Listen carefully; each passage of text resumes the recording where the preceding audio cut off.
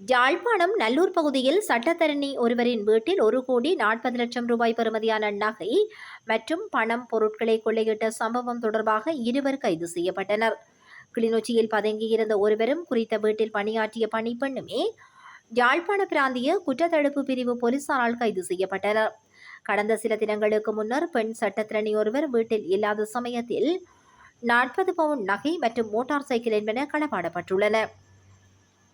சம்பவம் தொடர்பாக யாழ்ப்பாணம் போலீஸ் நிலையத்தில் முறைப்பாடு பதிவு செய்யப்பட்ட நிலையில் யாழ்ப்பாண உதவி போலீஸ் அத்தியட்சகர் MS ஜருஸ் வழிகாட்டலில் யாழ் மாவட்ட குற்றத்தடுப்பு பிரிவு பொறுப்பதிகாரி சமன் பிரேமதிலக தலைமையிலான குழுவினரால் இக்கைது நடவடிக்கை நடைபெற்றுள்ளது.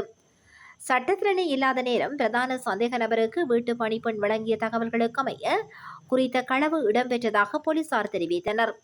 சந்தேக நபர்களை கைது செய்த போலீசார் மேலதிக விசாரணைகளுக்கு பின்னர் யாழ்ப்பாணம் நீதவான் நீதிமன்றில் முற்படுத்த நடவடிக்கை எடுத்துள்ளமை குறிப்பிடத்தக்கதாகும்.